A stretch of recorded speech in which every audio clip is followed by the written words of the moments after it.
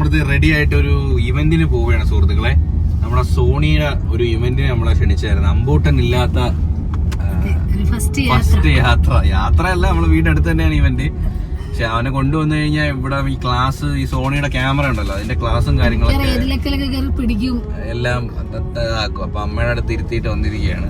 അടുത്ത 2 മണിക്കൂറത്തെ കാര്യമുള്ളൂ. അപ്പം വളരെ കുറച്ചു പേരെ വെച്ച് നടത്തുന്ന ഒരു ഇവന്റ് ആണ്. അപ്പൊ നമ്മളെയും അവർ ഇൻവൈറ്റ് ചെയ്തു. അപ്പൊ നമ്മൾ അങ്ങോട്ട് പോവാണ്. അപ്പം ക്യാമറയെ പറ്റി എന്തെങ്കിലും അറിയാമോ? എനിക്കൊന്നും അറിയത്തില്ല. അറിയുന്ന ആൾ കൂടെ ഉണ്ട്, കൂടെ ക്യാമറയും ഉണ്ട്. എനിക്ക് ക്യാമറയെ പറ്റി ഇങ്ങനെ ഡീറ്റെയിൽ ആയിട്ട് നമ്മൾ ക്യാമറയിൽ വലുതായിട്ട് അങ്ങനെ വീഡിയോ ഒരുപാടൊന്നും ഷൂട്ട് ചെയ്യാറില്ല. ഇടയ്ക്കൊക്കെ എടുക്കാറുണ്ട്, ഡാൻസ് ഒക്കെ എടുക്കാറുണ്ട്. എന്നാലും എനിക്ക് ക്യാമറയുടെ ഒരു 50% എനിക്ക് അറിയാത്തുള്ളൂ ഇന്നത്തെ ഫംഗ്ഷൻസ്. അതിൽ അവരുടെ ന്യൂ പ്രോഡക്ട്സ് എന്തൊക്കെ ന്യൂ ആയിട്ട് ലോഞ്ച് ചെയ്തിട്ടുണ്ട്, അതിനെ കുറിച്ചും പിന്നെ നമ്മുടെ ഇരിക്കുന്നതിന്റെ അപ്ഡേറ്റും പുതിയതായിട്ട് അറിയാത്ത ഫീച്ചേഴ്സിനെ കുറിച്ചൊക്കെ പറഞ്ഞു തരുന്ന ഒരു ജസ്റ്റ് ചെറിയൊരു ചെറിയൊരു ഇവന്റ് പോലെ. അപ്പം കുറെ ഫോട്ടോഗ്രാഫേഴ്സിനെ കാണാം. അപ്പം ലെറ്റ്സ് ഗോ ഗയ്സ്. നമ്മൾ അടുത്ത് തന്നെ കേട്ടോ പ്രോഗ്രാം നടക്കുന്നത്. ഫുഡുണ്ടോ? ഫുഡുണ്ട്. സത്യം പറയില്ല, അവ ഇല്ലാതെ പുറത്തിറങ്ങുമ്പോ ഒരു ഇൻകംപ്ലീറ്റ്. എനിക്കും അതാണ് ഞാൻ എന്നാ ചോദിക്കാൻ എന്താ വിഷമിച്ചിരിക്കുന്നത്. എനിക്ക് അവ ഇല്ലാണ്ട് നമ്മളില്ല. അങ്ങനെ ഓവറായിട്ട് പറയാന്ന് വിചാരിക്കരുത്. പക്ഷെ ചില ആൾക്കാരുണ്ട് കുഞ്ഞുങ്ങളെ എവിടെയും കൊണ്ടുപോകില്ല, വീട്ടിലിരുത്തിയിട്ട് അവർ അല്ലെങ്കിൽ കറങ്ങാനൊക്കെ പോകുമ്പോ മേ ബി അമ്മയുടെ ആരുടെ അടുത്താക്കിയിട്ട് കുഞ്ഞിനെ പോകുന്നവരുണ്ട്. പക്ഷെ എനിക്കാണെങ്കിലും എവക്കാണെങ്കിലും അവ ഇല്ലാണ്ട് പുറത്തിറങ്ങി കഴിഞ്ഞാൽ എന്തോ ഒരു മിസ്സിംഗ്. ഇപ്പൊ തന്നെ ഇവിടെ ഇരിക്കുമ്പോഴേ ദേഹത്ത് എന്തോ പാർട്ട് ഇല്ലാത്തൊരു ഫീല്. എന്റെ മടിയിലവൻ കാണുമല്ലോ. അതുപോലെ പോകുന്നിടത്ത് നമുക്കൊന്ന് ഒരു 100% ഹാപ്പി അല്ല.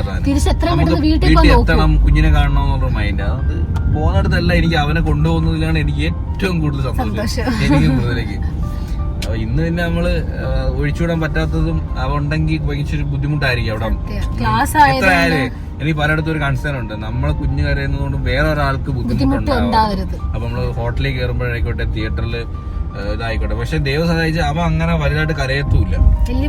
എന്തെങ്കിലും അസുഖം, പനി, അങ്ങനെ എന്തെങ്കിലും ബുദ്ധിമുട്ടുണ്ടെങ്കിൽ മാത്രമേ കുഞ്ഞു കരയുള്ളൂ. അല്ലെങ്കിൽ ഉറങ്ങുന്ന കുറച്ചു നേരം ആ ഒരു നിർബന്ധം. അല്ലാണ്ട് അവ അങ്ങനെ വാശി പിടിച്ച് കരയാറൊന്നുമില്ല. അതെന്തോ ഒരു ബ്ലെസ്സിങ് ആണ്. അവ നമ്മളോട് അങ്ങ് ശീലിച്ചു. വണ്ടി ഗുഹയ്ക്കകത്ത് കയറുമ്പോ അലറുമായിരുന്നു. ചെറുതല്ലേ, ചുമ്മാ അലറും. അതിന് തളരാൻ വേണ്ടിയുള്ള ഗുഹയില്ല.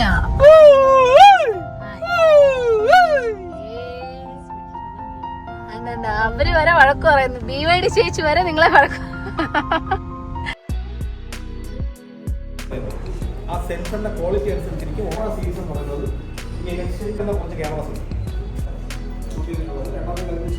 FX3 എന്ന് പറഞ്ഞിട്ട് ക്യാമറ 4 മാസം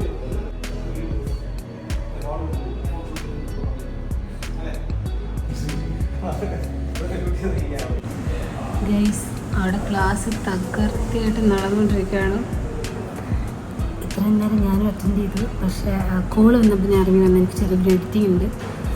ബാക്കി ഇനി സത്യം പറഞ്ഞാൽ എനിക്ക് ക്യാമറയെ കുറിച്ചൊന്നും അറിയത്തില്ല. പിന്നെ അറിയുന്ന ആൾക്കാരൊക്കെ ക്ലാസ് അറ്റൻഡ് ചെയ്യട്ടെ. എന്തോ കുറേ നാൾ കൂടി ഇരുന്ന് അടങ്ങിയിരുന്ന ഒരു ക്ലാസ് അറ്റൻഡ് ചെയ്തപ്പോൾ വേറൊരു ഫീല്. അയ്യോ, നെക്സ്റ്റ് ഗൈസ്, ഇന്നത്തെ വർക്ക്ഷോപ്പിൻ്റെ ഭാഗമായിട്ട് പ്രാക്ടിക്കൽ സെക്ഷൻ.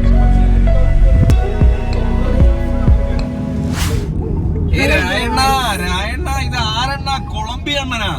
എന്റെ പള്ളി, ഇത് എന്തോ ഒരു ലുക്കാ ഇത്. നിന്നെ കാണാനില്ലല്ലോ നിന്റെ മുഖം. അമ്മൂട്ടനെ സിനിമയ്ക്ക് കൊണ്ടുപോകുമ്പോ ഈ കോലത്തിൽ കേട്ടോ. വൈദമായി ഇന്ന് ക്ലാസ് കഴിഞ്ഞ കേട്ടോ. ഇന്ന് ക്ലാസ് ആയിരുന്നു. സത്യം പറഞ്ഞാൽ അങ്ങനെ അവിടെ പോയി വീഡിയോ എടുക്കാൻ വേണ്ടിയിട്ടൊന്നും ഇല്ലായിരുന്നു. കാരണം ഇത് സോണിയുടെ ആൾക്കാരുണ്ട്, ഡയറക്റ്റ് നടത്തുന്ന അവരുടെ ഹെഡ് ആയിട്ടുള്ള ആൾക്കാർ, ക്രിയേറ്റീവ് ഹെഡിലുള്ള ആൾക്കാരൊക്കെ വന്നിട്ട് ഫീച്ചേഴ്സ് അല്ല, ബേസിക് ആയിട്ടുള്ള. എനിക്ക് എന്നെ സംബന്ധിച്ച് എനിക്ക് ക്യാമറയൊന്നും അറിയാം, യൂസ് ചെയ്യാൻ അറിയാമെന്ന് വെച്ചാൽ അറിയാം. എന്നത് അത് ഭയങ്കര പ്രോ ആയിട്ട് യൂസ് ചെയ്യാൻ അറിയാമെന്ന് വെച്ചാൽ ഇല്ല. അപ്പൊ അങ്ങനത്തെ കുറെ കാര്യങ്ങളൊന്നും പഠിക്കാൻ പറ്റും. ഞാൻ അപ്പൊ ആലോചിച്ചു, ഞാൻ ഏതാണ്ട് ഒരു 2-2.5 മണിക്കൂർ ഇരിക്കുന്ന ക്ലാസ് ആയിരുന്നു. മൃദുലേ വന്നിരുന്നു. സത്യം പറഞ്ഞാൽ ഞാൻ അപ്പൊ ആലോചിച്ചേ, എനിക്ക് അതിനൊക്കെ ഇൻട്രസ്റ്റ് ഉണ്ട്. എഡിറ്റിംഗ് പഠിക്കാനും ക്യാമറയുടെ കാര്യങ്ങൾ പഠിക്കാനും ഈ VFX അതൊക്കെ ചെയ്യണമെന്ന് ആഗ്രഹമുണ്ട്. പക്ഷെ നമ്മൾ അതിനൊന്നും പഠിച്ചില്ല. ഞാൻ ഇപ്പൊ ആലോചിച്ചു അവിടെ ഇരുന്ന് ക്ലാസ് ഇങ്ങനെ ചെയ്തോണ്ടിരുന്നപ്പോ ഞാൻ ശ്രദ്ധിച്ചിരുന്നപ്പോ ഞാൻ തന്നെ ആലോചിച്ച്, സത്യം പറഞ്ഞാൽ +1 +2 ഡിഗ്രി അല്ലെങ്കിൽ ഏവിയേഷൻ അതിനൊക്കെ പോകുന്ന സമയത്ത് അതൊന്നും നമ്മുടെ ലൈഫിൽ നമുക്ക് ഉപയോഗപ്പെട്ടില്ല എന്നുള്ളത്. ഡിഗ്രി ഉപയോഗപ്പെട്ടില്ലേ? ഏവിയേഷൻ ഉപകാരപ്പെട്ടില്ലെന്ന് പറ. എൻഡ് ഓഫ് ദ ഡേ നമ്മൾ അതിൽ നിന്നൊന്നും നമുക്കൊന്നും കിട്ടിയിട്ടില്ല പഠിത്തത്തിൽ നിന്ന്. ഞാൻ മനസ്സിലായില്ലേ? ഡിഗ്രി ഹിസ്റ്ററിയാണ് പഠിച്ചത്. അപ്പൊ അതും എന്റെ ഇപ്പം പോകുന്ന ലൈഫും തമ്മിൽ ഒരു ബന്ധമില്ല. ഞാനിപ്പം വേറൊരു സോഷ്യൽ മീഡിയ എഡിറ്റിംഗ് ആ ഒരു ഇതിൽ പോയി. അപ്പൊ ഞാൻ ഒന്ന് ആലോചിച്ചു, സത്യം പറഞ്ഞാൽ നമുക്ക് എന്താണോ നമ്മുടെ ലൈഫിൽ ആവശ്യം അത് പഠിക്കുക എന്നുള്ളതാണ്. അല്ലാതെ A²+B² എനിക്കിപ്പോ ഉപയോഗപ്പെട്ടോ? ഇല്ല, അതിപ്പോഴും അറിയാം. അതാ ഇത് സത്യം, അതിപ്പോഴും അറിയാം. പക്ഷെ അത് അറിഞ്ഞിട്ട് വലിയ ഉപകാരമൊന്നുമില്ല. ചരിത്രം ടിപ്പു സുൽത്താൻ എന്തിന് പടവെട്ടിന്ന് ചോദിച്ചാ അതെന്റെ ജീവിതത്തിൽ ഉപകാരപ്പെട്ടോ? ഇല്ല. എന്ന് വെച്ച് പഠിത്തം വേണ്ട എന്നല്ല, നമുക്ക് ബേസിക് ആയിട്ടുള്ള ഒരു പഠിത്തം വേണം. പക്ഷെ അപ്പോഴേ ഞാൻ സുവോളജി എന്നുള്ളത് ഞാൻ അഭിമാനിക്കും. കാരണം അസുഖങ്ങളുടെ കാര്യം, നമ്മുടെ ശരീരത്തിൽ നടക്കുന്ന കുറച്ച് ഫങ്ഷൻസ് എങ്കിലും അറ്റ്ലീസ്റ്റ് അറിയാം. അത് അറിഞ്ഞിരിക്കാൻ എനിക്ക് പണ്ടും നീ പറയും എനിക്ക് ബയോളജി പഠിക്കാൻ ഇഷ്ടമാണെന്ന്. എനിക്കതായിരുന്നു ഇഷ്ടം. അപ്പം എനിക്ക് എന്റെ ഇഷ്ടത്തിനല്ല ഞാൻ പഠിച്ചത്. ചുമ്മാ കൂട്ടുകാർ പിള്ളേരെല്ലാം കൂടെ വാ ഏവിയേഷൻ പോയി പഠിക്കാം, നമുക്കൊന്ന് കറിയൊക്കെ നടക്കാം. ഇന്ന് ആലോചിച്ചപ്പോ ഞാൻ വിചാരിച്ചു എഡിറ്റിംഗ് ഒക്കെ പഠിച്ചാൽ മതിയായിരുന്നു, അല്ലെങ്കിൽ ക്യാമറയുടെയും ആ ഒരു ഡിപ്പാർട്ട്മെന്റ് പഠിച്ചിരുന്നെങ്കിൽ എടുത്ത് ഞാൻ ഒറ്റ ഐഡിയ എന്തോ ഒരു കഷ്ടം. ഇതിപ്പോ ആൾക്കാർ ഞാൻ പറഞ്ഞൊന്നും ആരും കേൾക്കില്ല, അവന്റെ പ്ലാ പ്ലാ പ്ലാ ആയിരിക്കും എല്ലാവരും നോക്കിക്കൊണ്ടിരിക്കുന്നത്. നമ്മള് നേരത്തെ ഒറ്റയ്ക്ക് പോയപ്പോഴേ ഈ സൗണ്ട് മിസ് ചെയ്തില്ലേ? നമ്മള് മിണ്ടാതെ എന്തോ ഒരു മൂകതയായിരുന്നല്ലേ. ഇന്ന് അങ്ങനെ ക്യാമറ ഉപയോഗിച്ചെടുത്ത ഏതൊക്കെ ഫിലിമാണെന്ന് കാണിച്ചു. അതുപോലെ തന്നെ ഇനി അതിനകത്ത് ഉപയോഗിച്ചിരിക്കുന്ന മെറ്റീരിയൽസ്, ഓരോ ക്യാമറയുടെയും ആ ഒരു അഡ്വാൻറ്റേജ്, നമ്മളെ ഇരിക്കുന്ന ആ ഒരു ചെറിയ സോഴ്സ് ഓഫ് ക്യാമറ അത് വെച്ച് എന്തെല്ലാം ആൾക്കാർ ചെയ്യുന്നു. അപ്പം ക്യാമറയുടെ വിലയിലല്ല കാര്യം, ആ ഇരിക്കുന്നതാണെങ്കിൽ അത് എത്രത്തോളം യൂസ് ചെയ്യുന്നു എന്നുള്ളതിലാണ് കാര്യം. ഈവൻ നമ്മളെ വില്ലേജ് ഫുഡ് ചാനൽ അറിയാമോ, ഇന്നൊരു പുടി, അവരെ ഇരിക്കുന്ന ക്യാമറ ഇന്ന് അവിടെ പറഞ്ഞപ്പോഴാണ് നമ്മൾ പറയുന്നത് സോണിയുടെ ഏതോ ഒരു ഹൈബ്രിഡ് ക്യാമറയാണ്. അതിന്റെ വില, ബോഡിയുടെ വില മാത്രം വരുന്നത് 35 ലക്ഷം 30 ലക്ഷം രൂപയാണ്. അപ്പൊ ചെറിയൊരു പ്രാക്ടിക്കൽ സെക്ഷൻ ഉണ്ടായിരുന്നു. അപ്പൊ അതിനകത്ത് നമ്മൾ ലൈറ്റ് അഡ്ജസ്റ്റ്മെന്റും നമ്മുടെ എസ്ലോഗ് ഗ്രേഡിങ് അങ്ങനെ അങ്ങനെ അങ്ങനെ കുറെ ഇത് കേൾക്കുമ്പോൾ പലർക്കും ഇൻട്രസ്റ്റ് ഒന്നും തോന്നില്ല. പക്ഷെ ഞാൻ പറഞ്ഞു വരുന്ന ഒരു കൺക്ലൂഷൻ, നമുക്ക് ഇഷ്ടപ്പെട്ട കാര്യങ്ങൾ പഠിക്കുക മാത്രമല്ല ലൈഫിൽ ഉപകാരപ്പെടുന്ന അതാണ് ലൈഫിൽ ഉപകാരപ്പെടുന്ന കാര്യങ്ങൾ പഠിക്കുക. അന്ന് ഞാൻ എഡിറ്റിങ്ങോ ആ ഡിപ്പാർട്ട്മെന്റ് ഒക്കെ പഠിച്ചിരുന്നുണ്ടെങ്കിൽ എനിക്ക് ഇപ്പോഴത്തെ ലൈഫിൽ അതൊരു ഉപകാരപ്പെട്ടു. എഡിറ്റിംഗ് ഒക്കെ പഠിക്കാതെ ഇത്ര നല്ലോണം എഡിറ്റ് ചെയ്യുന്നില്ല. അപ്പൊ അതുകൊണ്ട് നമ്മളൊക്കെ നീ പറ നീ പറഞ്ഞിട്ട് പോയാ മതി. ഇപ്പം പറയുന്നില്ല കണ്ടോ, ഇപ്പം പറയുന്നില്ല കണ്ടോ, അവന് വഴക്ക് പറടാ പറടാ ചിലപ്പോ പറടാ കാണുന്നില്ല, മുഖം കാണുന്നില്ല. ഇല്ലേ ഞാൻ അമ്മോടൊരു പണങ്ങി പോ.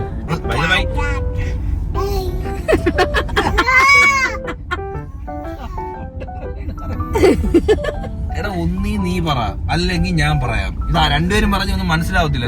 നീ നിർത്തിയോ? ഗൈസ്, അപ്പൊ നമ്മൾ ഇന്ന് കാണാൻ പോകുന്ന പടം അവിഹിതം എന്ന് പറഞ്ഞൊരു പടം. വിഹിതം അത് കൂട്ടി വെച്ച അവിഹിതം.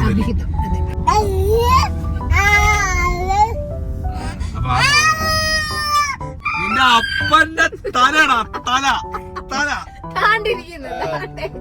ഗൈസ്, അപ്പൊ നാളെ മൃദുലയ്ക്ക് ലേണേഴ്സ് ടെസ്റ്റ് ആണ് സുഹൃത്തുക്കളെ. ഇപ്പോഴാണ് ഇവള് തുറക്കുന്നത്. അങ്ങനെ പരീക്ഷയുടെ തലേന്ന് ഞാൻ പഠിക്കും. വിഹിതം എന്തോ തേങ്ങ പടോടെ. അത് നമ്മൾ കണ്ടോണ്ടിരുന്ന സമയത്ത് കുറച്ചുപേര് ഇറങ്ങിപ്പോയി. അമ്പോട്ട് അമ്മയുടെ അടുത്താട്ടോ ഭയങ്കര കുരുത്തക്കേട്. ഈ സാധനത്തിനകത്ത് പിടിച്ച് നിൽക്കോണിപ്പോ നിന്നെ ആട്ടുവാ. ഞാൻ ഇത് എന്റെ അടുത്ത് തന്നെ ഇത് പഠിക്കാൻ സമ്മതിക്കത്തില്ല എന്നെ. ഓക്കെ, എല്ലാം പഠിച്ചോന്ന് വെച്ചാൽ 3 ഓപ്ഷൻ ഉണ്ടല്ലോ, കറക്കി കുത്താം. ആണോ? ഞാൻ ആദ്യത്തെ അത്രേ വായിച്ച്. നല്ലൊരു ഡ്രൈവറായി വരുമോ താങ്കൾ? ഉറപ്പായിട്ടും. ചോദിക്കാം. അടിയുണ്ടേ പറഞ്ഞില്ലേ? അത് ഇതിലല്ലേ? അത് ഏതിലൊക്കെ ആണെങ്കിൽ കുണം വന്നു കഴിഞ്ഞാൽ ചിലപ്പോൾ കൈ കടിക്കും. ഈ ചിഹ്നം, ആ ചിഹ്നത്തിന്റെ അർത്ഥം ഞാൻ കറക്കി കുത്തി പറയട്ടെ. ഒരു കോമൺ സെൻസിൽ ഞാൻ പഠിച്ചില്ല, എന്നാലും പറയാം. നേരെയുള്ള റോഡെല്ലാം നമ്മളിങ്ങനെ ഓപ്ഷൻസ് വലിയ അതിനു മുമ്പ് വലിയ പ്രോ കളിക്കാതെ. വലത്തോട്ടും ഇടത്തോട്ടും കൊടും വളവുകൾ. ബി, ഓപ്ഷൻ ബി, ഇടത്തോട്ടും വലത്തോട്ടുമുള്ള കൊടും വളവ്. സി, വലത്തോട്ട് തിരിഞ്ഞ് നേരെ പോവുക. വലത്തോട്ട് തിരിഞ്ഞ് നേരെ പോവുക. തെറ്റി. വലത്തോട്ട് ഇടത്തോട്ടുമുള്ള കൊടുംവളവ്. ഇങ്ങനെയാണെങ്കിൽ നീ തോക്കും നേഴ്സിന്. ഒന്നല്ലേ പോയുള്ളൂ. അടുത്ത ക്വസ്റ്റ്യൻ ഇതാണ്. നമ്മൾ പലപ്പോഴും റോഡ് സൈഡിൽ കാണുന്ന സിമ്പിൾ ആണ്. ഓക്കെ. ഓപ്ഷൻ എ നിയന്ത്രണം അവസാനിച്ചു. ഓപ്ഷൻ ബി നിർത്താൻ പാടില്ല. ഓപ്ഷൻ സി പാർക്കിംഗ് പാടില്ല. പാർക്കിംഗ് പാടില്ല. You said right answer. Overtaking നിരോധിച്ചിട്ടുള്ള സ്ഥലങ്ങൾ. Option A junction. Option B one way. Option C highway. Junction. You are right answer again. ഏറ്റവും കൂടുതൽ റോഡ് അപകടങ്ങൾ ഉണ്ടാകുന്നത് രാത്രി കാലങ്ങളിലാണ്. കാരണം അറിയാമോ? Correct answer. പഠിച്ചതിന് എനിക്ക് ഓപ്ഷന്റെ ഒന്നും ആവശ്യമില്ല, ഒരു വട്ടം വായിച്ചാൽ മതി. ലേണേഴ്സ് ലൈസൻസ് ലഭിച്ചു കഴിഞ്ഞ് ഒരു മാസത്തിനുള്ളിൽ. ഒരു മാസം. ക്വസ്റ്റ്യത്തിന് മുമ്പ് ആൻസർ പറയുവാണോ? കൊടും വളവിൽ ചെല്ലുമ്പോൾ ഒരു ഡ്രൈവർ ചെയ്യേണ്ടത് വേഗത കുറച്ച് ഇൻഡിക്കേറ്റർ ഇട്ട് ഇടതുവശം ഇൻഡിക്കേറ്റർ ഇട്ടാ വണ്ടി നിക്കോ? ഇൻഡിക്കേറ്റർ ഇട്ടാ വണ്ടി അയ്യത്ത് പോവും. കുന്നിന്റെ മോളി. ഓപ്ഷൻ പറ. ഹോൺ മുഴക്കി അതിവേഗം കടന്നു പോവുക. ഹോൺ മുഴക്കി നിർത്തി കടന്നു പോവുക. ഓപ്ഷൻ സി ഗിയർ ഡൗൺ ചെയ്ത് വേഗം കുറച്ച് ഹോൺ മുഴക്കി ഇടത്തുവശം ചേർന്ന് പോവുക. അതാണ് ഉത്തരം. ഇനി കുറച്ച് ഞാൻ അങ്ങോട്ടും ചോദിക്കുവേ. ഞാൻ ഡ്രൈവിംഗ് പഠിച്ചത്. നല്ലൊരു ഡ്രൈവർ ആണോ അതൊക്കെ ഓർമ്മ നിൽക്കുന്നുണ്ടോന്ന് എനിക്ക് അറിയണം. ഞാൻ ചോദിക്കും എന്റെ അടുത്ത് ചോദിക്കും, ഞാൻ ചോദിക്കും. ഈ സിമ്പൽ എന്തിനെ സൂചിപ്പിക്കുന്നു? പാർക്കിംഗ് നിരോധിച്ചിരിക്കുന്നു. ഇരുവശവും പാർക്ക് ചെയ്യാം. Police aid post. ഇരുവശവും പാർക്ക് ചെയ്യാം. ഓക്കെ. താങ്കൾ ലേണേഴ്സ് പാസ് ആയിരിക്കുന്നു. ഇനി ഞാൻ ചോദിക്കട്ടെ, ഈ ലേണേഴ്സ് പാസ്സായ ആൾക്ക് വല്ലതും അറിയാവോ? ഞാൻ ചോദിക്കും. ഒരു വാഹനത്തിന്റെ രേഖകൾ പരിശോധിക്കാൻ അധികാരമുള്ള ഉദ്യോഗസ്ഥർ ആരെല്ലാം? ഓപ്ഷൻ 1 AMVI മുതൽ താഴേക്ക്, SI മുതൽ താഴേക്ക്. AMVI മുതൽ മുകളിലേക്ക്, SI മുതൽ മുകളിലേക്ക്. സി MVIക്കും SIക്കും. AMVIക്കും SIക്കും മുകളിലേക്ക്. ശരി എങ്കിലും ഓക്കെ. ഒരു ചരക്കു വാഹനത്തിന്റെ പുറകുവശത്ത് നിന്നും തള്ളി നിൽക്കാവുന്ന ലോഡിന്റെ പരമാവധി നീളം 1 മീറ്റർ, 1.5 മീറ്റർ, 2 മീറ്റർ. ചരക്ക് ലോറിക്ക് എത്ര തള്ളി നിൽക്കും? നമ്മളിവിടെ ഒക്കെ എല്ലാം 5 മീറ്റർ വരെ തള്ളിക്കൊണ്ട ഒരുത്തന്മാരും പോകുന്നത്. അത് വേറെ കാര്യം. 1 മീറ്റർ ആയിരിക്കണം. ഒരു സ്വകാര്യ വാഹനത്തിൽ ഉണ്ടായിരിക്കേണ്ട രേഖകൾ എന്തെല്ലാം? Insurance, RC, registration certificate, pollution. ആ 3 പറഞ്ഞു. ഇനിയുണ്ട് 2.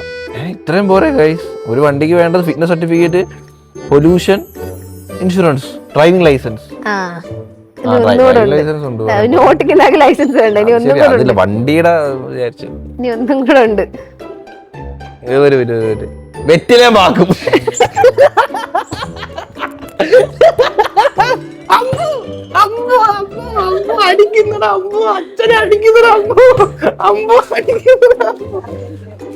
അമ്മ, ഒരു വണ്ടിക്കകത്ത് വേണ്ട സാധനങ്ങൾ എന്തൊക്കെയാ? ഒരു സ്വകാര്യ വാഹനത്തിൽ ഉണ്ടായിരിക്കേണ്ട രേഖകൾ ഏതെല്ലാം? പൈന്റ്, മുറുക്കാൻ പൊതി, ടിഷ്യൂ, മുഖം തുടങ്ങി, ടാക്സ്. പിന്നെ ഒന്നുകൂടെ ഉള്ളു. ടാക്സ് പേപ്പർ അല്ലേ? ടാക്സ് പേപ്പറാണ് ഞാൻ മിസ് ആയത്. ഓ, ടാക്സ് പേപ്പർ ഞാൻ മിസ് ചെയ്തു. വണ്ടി ഒട്ടിക്കാൻ അറിയത്തില്ല. അപ്പൊ നാളെ മൃദുലയ്ക്ക് ഡ്രൈവിംഗ് ടെസ്റ്റ് ആണ്, ലൈസൻസ് ലേണേഴ്സ് ടെസ്റ്റ് ആണ് സുഹൃത്തുക്കളെ. അപ്പൊ അതിന്റെ ക്ലാസ് ഒക്കെ വണ്ടിക്കകത്തിരുന്ന് അപ്പിടുന്ന ആര്? അമ്പോട്ടൻ.